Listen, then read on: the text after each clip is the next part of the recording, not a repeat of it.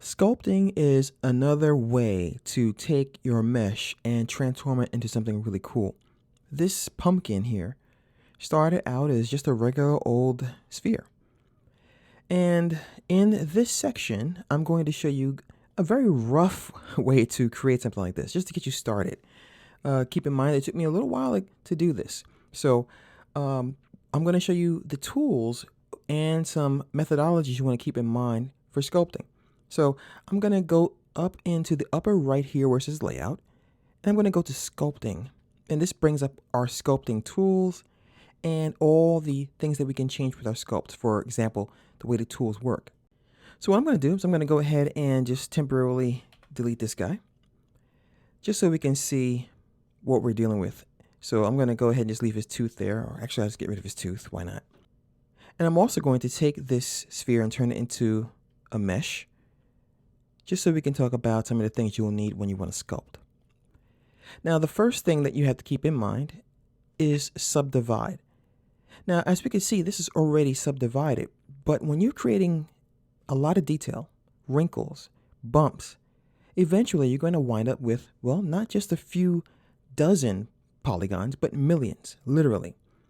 And every time you hit subdivide, the mesh will split up a little bit more, and you'll get a little tool here that also appears up here. So it tells us our current polygon count here is 288, and this is how much memory is being used. And this is the level we're currently on as far as how much we've subdivided. For example, I'll subdivide again, and I'll subdivide again, and I'll just keep doing this. And what happens is we are adding more and more resolution to this base mesh. So let me go ahead and turn this off and show you what I'm talking about. So if I grab this first tool, pull, and I move it across the surface, you notice that we are able to now deform it, just like clay. I'll undo that. The more resolution you have, i.e. the more polygons, the smoother all of this stuff is. But there is a caveat. What you want to do when you're sculpting is you want to go as far as you can at the current level. For example, let's say you're making a face or a dinosaur. Use the tools to push and pull the geometry as far as you can take it without it looking horrible, and then you go up to the next level and continue to add detail. So I'm going to go ahead and talk about the tools now, all right? The pull tool allows us to literally pull the surface towards us or in to the mesh. So let me go ahead and just demonstrate that. I'll actually step up one more level, and I'm going to move my mouse across the surface, and it raises the surface towards us, as you see here.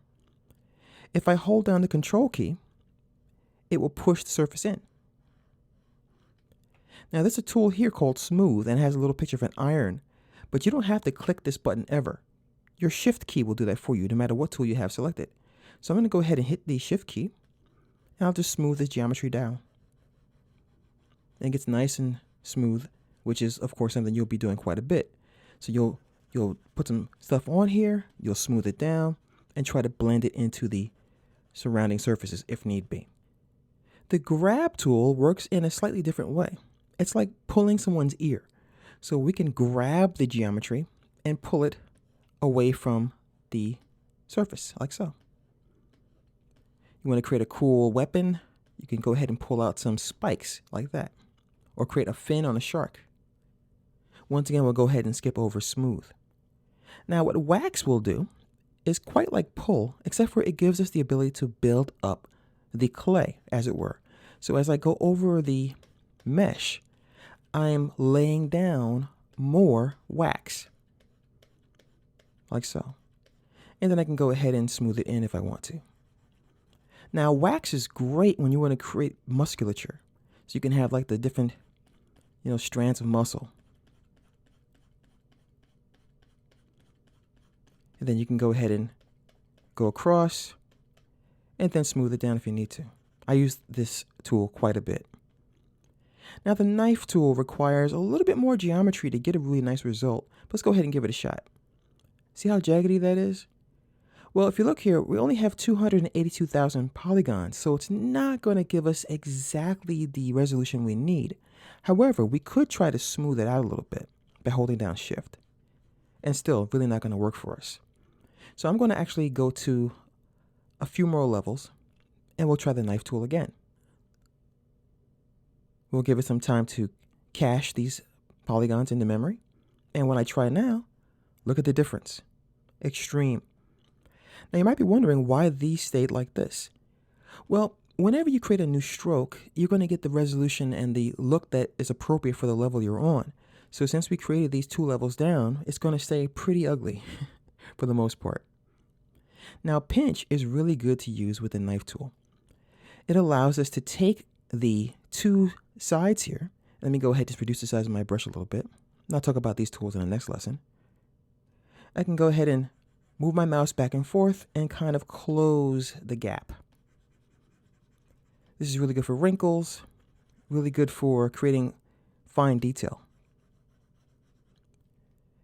Now flatten will do exactly what it says. It will take your geometry and it will kind of push it in. So if we were to use the wax tool, and I'll go ahead and use a big brush and a lot of pressure, I can go ahead and use flatten to kind of carve out some nice planes like so. This works in a similar fashion as scrape, as you see here. So I just skipped down a little bit because they're very similar in the way they function. So you create really nice, almost like a marble statue kind of feeling. All right, so we will continue the tools in the next lesson.